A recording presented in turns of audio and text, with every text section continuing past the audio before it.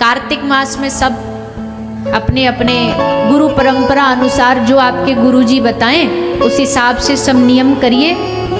पर जिनके गुरुदेव नहीं भी हों और उनको भी कुछ पता नहीं तो कम से कम 2-3 साधारण से नियम तो सबको लेने चाहिए। रोज दीपदान करना, दीपदान करके तुलसी महारानी की, वृंदा महारानी की आरती करना, नित्य नाम जाप जो भी आप करते आ रहे हैं, जो भी माला कर रहे हो, करते आ रहे हो, उसकी संख्या बढ़ा देना। भोजन में भी जितना आप नियम निभा सकते हो वो निभाइए। अगर कोई फलहार में रहता है, कोई रहता है एक समय भोजन में रहता है, कोई रहता है कि तेल मसाला नहीं खाना, सादा भोजन खाना है, तो वो आप अपने अनुसार और अपनी गुरु आज्ञा अनुसार उसको निभाइए। और एक विशेष बात, कार्तिक मास में कोई भी एक ग्रंथ का अध्ययन करिए। कार्तिक मास में कोई भी एक ग्रंथ ले लीजिए जो आपको अभी तक आपने अध्ययन नहीं किया, पढ़ा नहीं है। कोई अब बिल्कुल ही कुछ भी नहीं जानते तो भागवत ले लो, कोई गीता का पाठ कर लो, थोड़ा कोई और पढ़ चुका है, परंपरा को जानता है तो अपनी गुरु परंपरा में बहुत ग्रंथ होते हैं। हमारी गौड़िया संप्रदाय है, उसमें अनेकानेक ग्रंथ लिखे गए हैं, उनमें से कोई ग्रंथ ले लो, श्री चैतन्य चरितामृत ले लो, उसको नियम बना के रोज पढ़ो। क्योंकि वैसे तो हमसे होता नहीं है, पर कम से कम इस बहाने कुछ हम विशेष कर पाएँ, कुछ अच्छा कर पाएँ, कुछ ग्रंथ पढ़ पाएँ, कुछ नाम संकीर्तन कर पाएँ, कुछ माला कर पाएँ।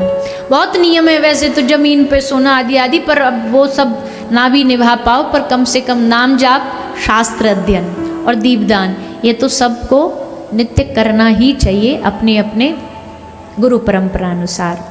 तो कार्तिक मास श्री किशोरी जी का मास है और ये ब्रज की जो भी लीला है ये सब किशोरी जी की लीला पर ही आधारित है। सुखदेव जी कहते हैं कि ये लीला भगवान ने अघासुर को मारा, ये लीला ग्वाल वालों ने अपने घर जाके 1 वर्ष बाद सुनाई। तो राजा परीक्षित ने पूछा 1 वर्ष का ये बीच का अंतराल क्यों?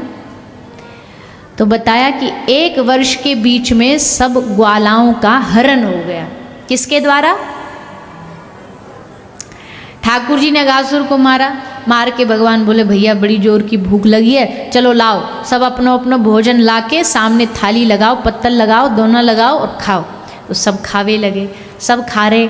ठाकुर जी अपनी आदत के अनुसार अपना भोजन दूसरे ग्वाल वाला को खिला रहे हैं। दूसरे ग्वाल वाल का भोजन से, थाली से, किसी से लड्डू ले लिया, किसी से जलेबी ले ली, खाते जा रहे हैं।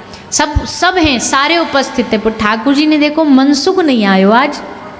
कहाँ है मनसुख? तो खाने में सबसे पहले बैठो मिलो, आज कहाँ है?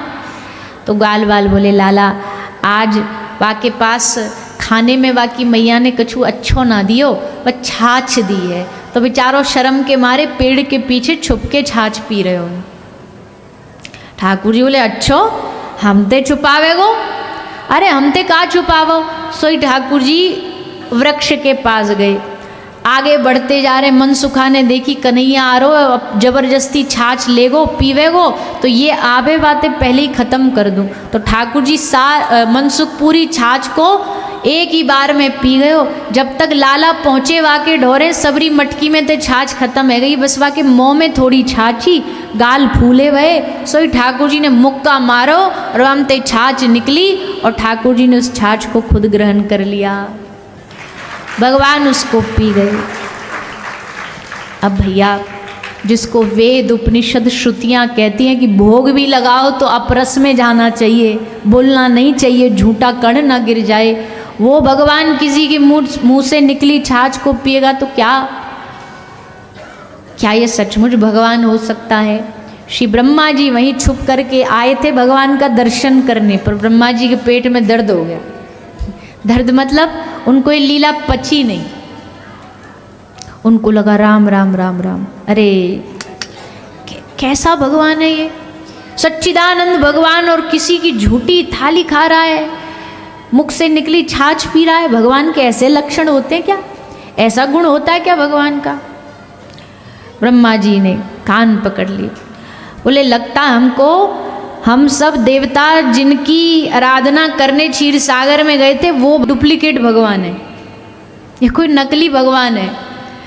भगवान के ऊपर ही शंका हो गई। कृष्ण कथा कोई एरी गहरी कथा है क्या? ये ब्रह्मा जैसों को नहीं पचती तो आजकल के पिज़्ज़ा बर्गर खाने वाले अगर भगवान कृष्ण की लीला पर उंगलियां उठाने लग जाते हैं तो कोई आश्चर्य नहीं है, उनको पचेगी ही नहीं, उनको समझ ही नहीं आएगी कृष्ण लीला, क्योंकि प्रेम की लीला है ना, बुद्धि की नहीं है। ब्रह्मा जी को लगा परीक्षा ली जाए, इनके जितने भी सखा ग्वाल बाल इन सब का हरण कर लेते। तो ब्रह्मा जी ने सबका हरण कर लिया, सबको किडनैप करके ले गए, सबको अपने धाम ले गए। जैसे धाम लेके गए, ठाकुर जी ने जब बांसुरी बजाई तो गैया नहीं आई, गैयाओं को ढूंढने गए, कहीं नहीं मिली, वापस आए तो ग्वाला भी गायब। ठाकुर जी बोले कुछ तो गड़बड़ है, आंख बंद करी तो देखा ओ ये तो अपने चतुर्मुखी ब्रह्मा है, ये तो उनका कमाल है। भगवान ने कहा कोई बात नहीं, हम एक नई सृष्टि बनाएंगे। अरे ब्रह्मा जी, हमने ही आपको बनाया था, अब हम नई सृष्टि बनाएंगे। आपको क्या लगता आप ग्वाल बाल बछड़ों को चुरा ले जाओगे तो हमारे पास ग्वाल बाल नहीं मिले बचेंगे? हम नई सृष्टि बनाएंगे और आपकी सृष्टि अद्भुत होगी। हमने जीवों में अपना अंश डाला है, पर आज अंश नहीं डालेंगे, हम खुद ही जीव बन जाएंगे, हम खुद ही ग्वाला बन जाएंगे, हम खुद ही सखा बन जाएंगे। भगवान खुद ही मनसुखा बन गए, भगवान खुद ही मधुमंगल बन गए, भगवान खुद ही स्तोक कृष्ण बन गए, श्रीदामा बन गए, गैया बन गए, पद्मा गैया, सारे रूप भगवान ने धारण कर लिए। और 1 साल तक ऐसी गैया चराते रहे, आते जाते, पर कोई पहचान नहीं पाया कि ये अपना कन्हैया है। हाँ, प्यार सबका उमड़ता रहा, गैयाओं को समझ नहीं हो रहा कि आजकल हो क्या रहा है। जैसे ही हमारा बछड़ा आता है उसको देखते ही हमारे स्तनों से दूध बहना, इतना वात्सल्य उमड़ता है। क्यों? क्योंकि बछड़े के रूप में खुद कृष्ण है, सखा के रूप में खुद कृष्ण है, इसलिए ब्रज के घर घर में आनंद छा गया। और सुनो, इस 1 साल में एक और अच्छी बात हुई। क्या? इस 1 वर्ष में शांडिल्य ऋषि ने, जो कुलगुरु हैं, उन्होंने सारे ब्रज में नंद बाबा को एक बात बता दी। क्या?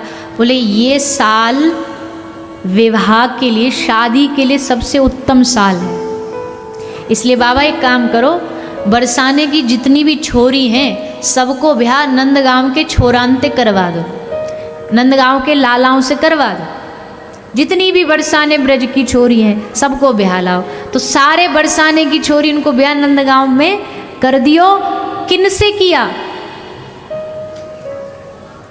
बोलो ना। हाँ, क्योंकि ग्वाल बाल बन के तो घर घर में कृष्ण ही थे। तो ब्रज की ये जो गोपी रास में भी आई है ना, कोई कहे अरे इन्होंने तो अधर्म किया, इन्होंने तो वो किया, अगर ये आई भी हैं तो ये अपने ही प्राणनाथ के पास आई है, किसी और के पास नहीं गई रास करने के लिए। ठाकुर जी ही इनके स्वामी हैं, ठाकुर जी इनके नाथ हैं। इसलिए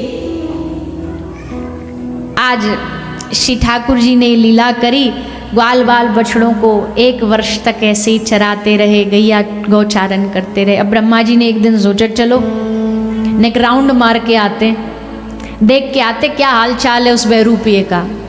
तो ब्रह्मा जी राउंड मारने आए थे, और जैसे ब्रह्मा जी ने देखा आंखें खुली की खुली रह गई। अरे भैया, ये बहरूपिया तो है ही, पर लगता उसके संग संग चोर भी है, लगता हमारे ब्रह्मलोक से ग्वाल बाल बछड़ों को चुरा लाया है। देख के आए, वहां गए ब्रह्मा जी, देखा ब्रह्मलोक में भी बछड़े ग्वाल बाल सब विराजे हैं। धरती पर आए, वहां भी विराजे 2-2 ग्वाला, 2-2 बछड़े, वही शक्ल, वही रूप, वही गुण, सब कुछ वही। अब ठाकुर जी ने सोचा नहीं कि इनको मजा चखाते हैं। जब ये धरती पर राउंड मार रहे थे ना, तो ठाकुर जी खुद ब्रह्मा बन के ब्रह्मलोक पहुंच गए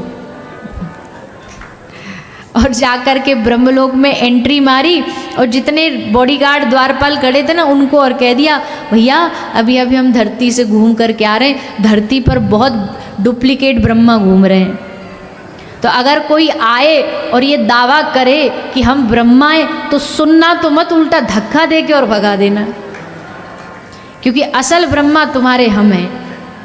कह के भीतर चले गए।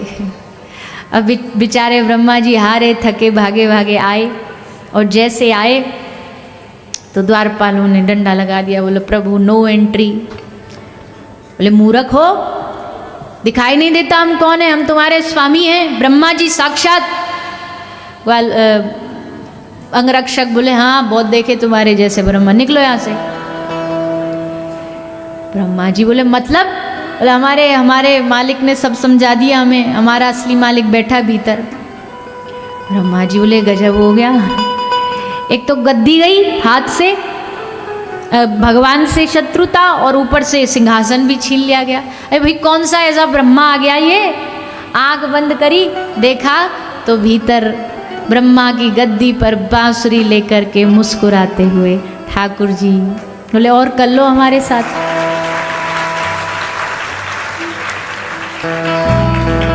और कर लो हमारे साथ लीला। तो ब्रह्मा जी ने हाथ जोड़ करके जाके भगवान के चरणों में गिर पड़े। प्रभु हे नाथ, मुझसे भूल हो गई, मैं पहचान नहीं पाया, मैं आपके और ब्रजवासियों के प्रेम को नहीं पहचान पाया, मैं विद्वता में उलझ करके रह गया, पर मुझे ये प्रेम समझ नहीं आया। इसलिए मैं ब्रह्मा आज आपके चरणों में एक इच्छा व्यक्त कर रहा हूँ। भगवान ने कहा बोलो क्या इच्छा है? बोले हम समझ गए आपको इन ब्रजवासियों से कितना प्रेम है, इसलिए हमको भी ये ब्रह्मा की गद्दी अब बोझ लगने लगी है। आप इस ब्रह्मा की गद्दी को वापस ले लो और हमको ब्रज में कोई ग्वाल बाल बना दो, जिनको आप गले लगाते हो, जिनके साथ आप खेलते हो।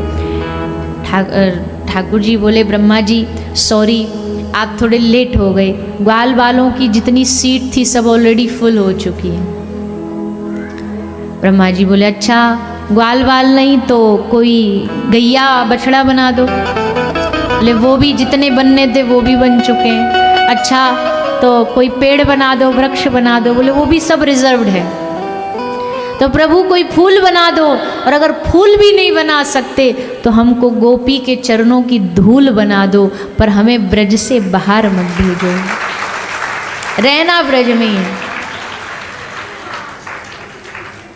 ठाकुर जी बोले देखो जी ये डिपार्टमेंट हमारा नहीं है, ब्रज में वास देने का डिपार्टमेंट किशोरी जी का है, तो उनसे जाके निवेदन करो, वो कृपा करेंगी तब तुमको ब्रज का वास मिलेगा।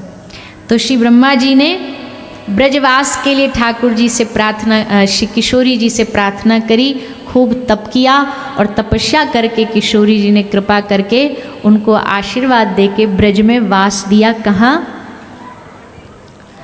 अपने निज धाम में। कौन से धाम में? बी देना, बी। कौन से धाम में वास दिया? हो मेरो मन लाग्यो बरसाने में, जहाँ विराजे राधा रानी। मेरो मन लाग्यो बरसाने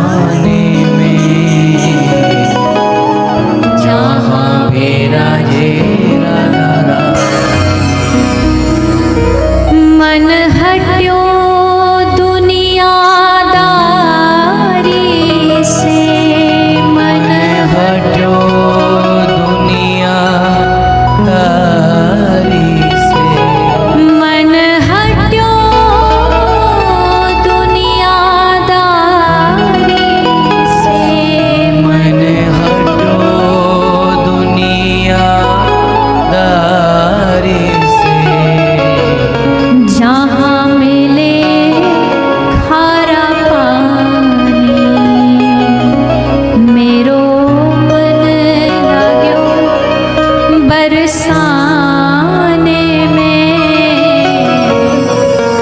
जहाँ विराजे राधा रानी। मेरो मन लगो बरसाने में, जहाँ विराजे दोनों हाथ उठा के सभी बोलिए जय राधे जय राधे जय राधे जय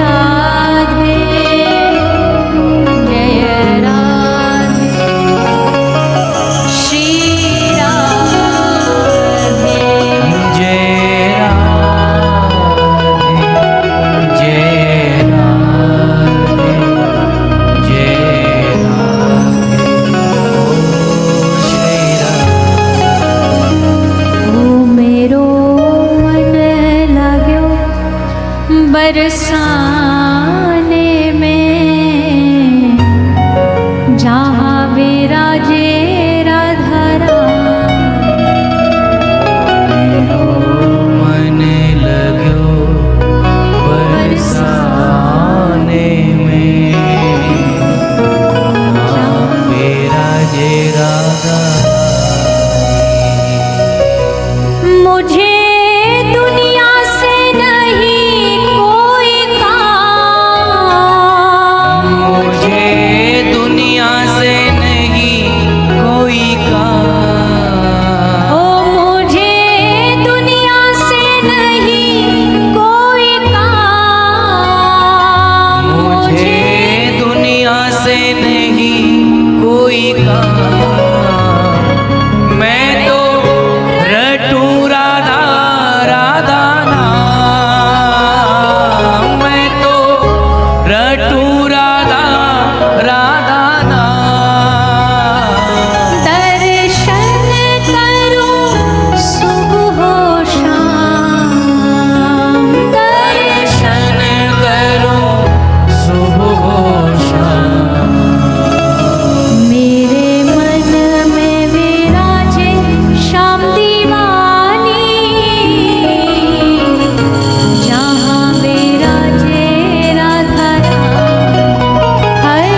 मेरो मन लगो बरसाने में, जहाँ जय राधे जय राधे जय राधे श्री राधे जय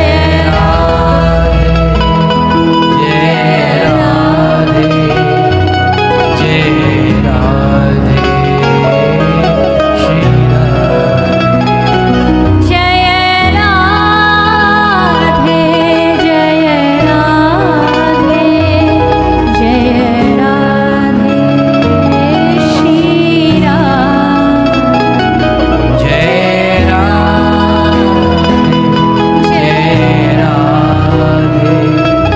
जय राधे श्री राधे सारे ब्रह्मांड में भैया बरसाने जैसा कोई धाम नहीं।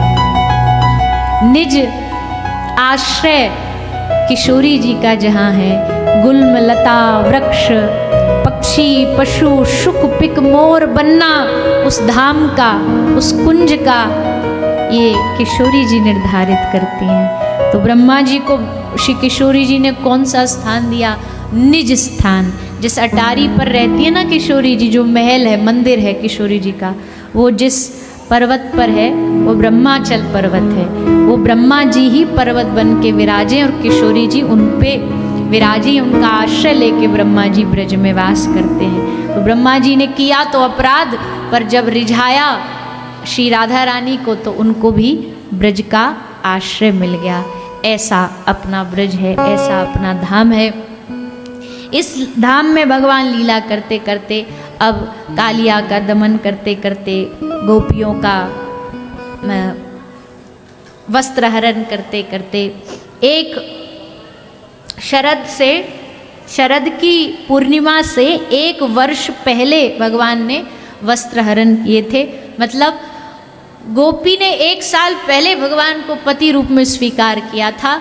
1 वर्ष तक प्रतीक्षा करी कि कब भगवान हमें अंगीकार करेंगे, स्वीकार करेंगे, और 1 वर्ष के बाद फिर शरद की पूर्णिमा आई और इस दिन भगवान ने गोपियों को स्वीकार किया महाराज करके। तो गोपियों का वस्त्र हरण किया, अविद्या का नाश किया और फिर ब्राह्मण पत्नियों पर कृपा करी और 7 वर्ष की अवस्था में भगवान ने श्री गिरिराज जी, श्री गोवर्धन प्रभु के सेवा ब्रजवासियों से कराई, क्योंकि गिरिराज जी ही साक्षात भगवान हैं। भगवान में और गिरिराज जी में कोई भेद नहीं है।